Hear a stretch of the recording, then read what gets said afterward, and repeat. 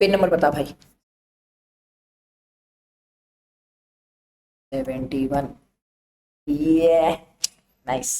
चल क्वेश्चन देखते हैं। ठीक है।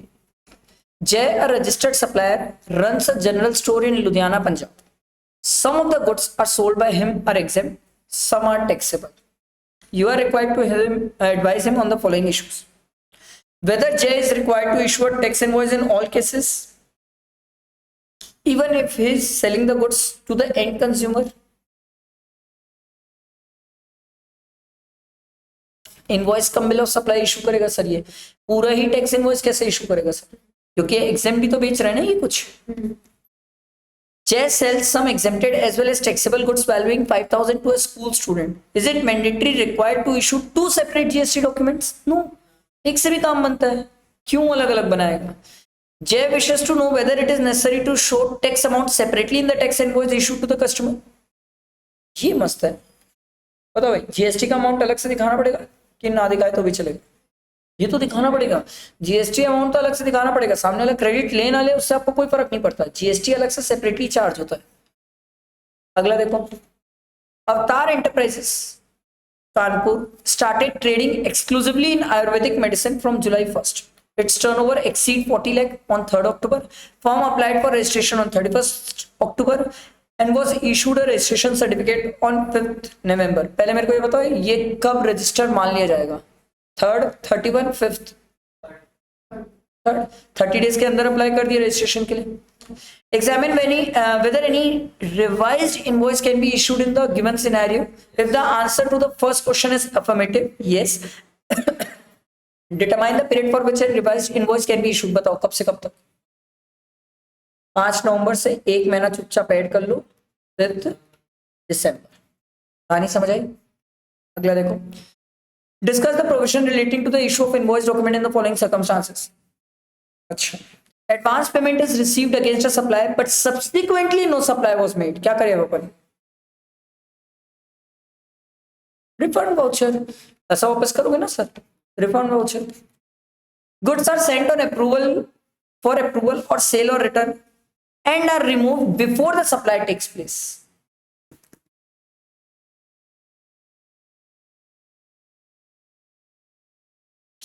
Good Saint on approval basis के लिए टाइम लिमिट याद है इनवॉइस इशू करने की? On or before the supply or 6 month from the date of removal, दोनों में विचेवर इज अर्लियर तक आपको इनवॉइस इशू करना था। तो ये तो गुड्स पहले ही रिमूव कर दिया ना सप्लाई से, तो इसको जैसे ही गुड्स रिमूव करेगा क्या इनवॉइस इशू करना पड़ जाएगा? Yes, on or before the supply or 6 month from the date of removal, दोनों में विचेवर इज अर्लियर। अगला, mister Mohan provide continuous supplies to his client, continuous supply of services to his client where the due date for payment of such services not ascertainable. Sir अगर due date हमारे पास नहीं है payment की तो क्या करें हम? और no advance has been received in this behalf, तो क्या करें? ये आपसे टाइम ऑफ सप्लाई चेक कर।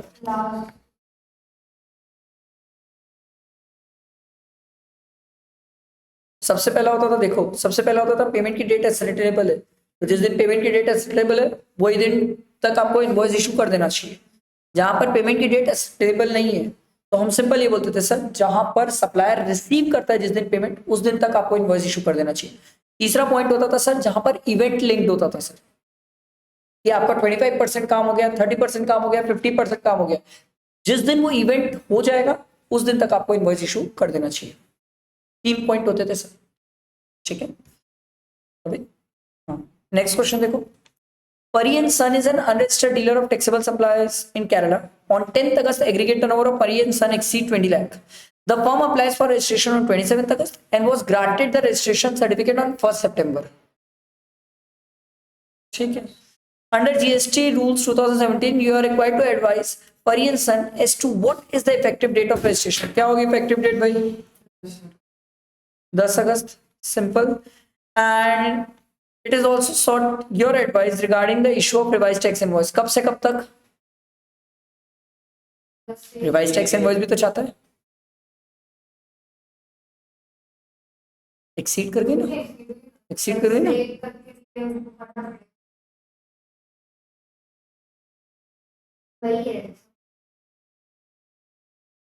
अरे तो गुड्स और सर्विसेज दोनों देता होगा ना, गुड्स और सर्विसेज के लिए तो लिमिट 20 इंच है ना। हाँ यहाँ टैक्सेबल सप्लाई एक्सीड दिया है, ऑब्वियस सी बात है अगर अप्लाई कर दिया रजिस्ट्रेशन के लिए तो गारंटीड इसका टर्नओवर एक्सीड करने के बाद किया है, मतलब ये गुड्स और सर्विसेज दोनों देता होगा, नहीं तो ये अप्लाई क्यों करता, 40 लाख तक रुकता।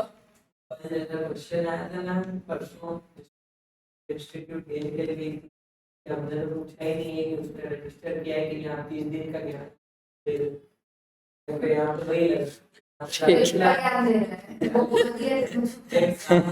नहीं बट यहाँ पर सामने से बता दिया है यार कि उसका एक्सीड कर दिया है 20 लाख से, तो वो बंदा अप्लाई भी कर दिया रजिस्ट्रेशन के लिए।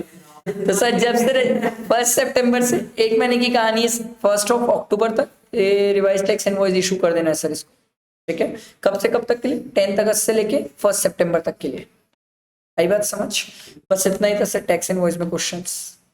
थैंक यू, धन्यवाद।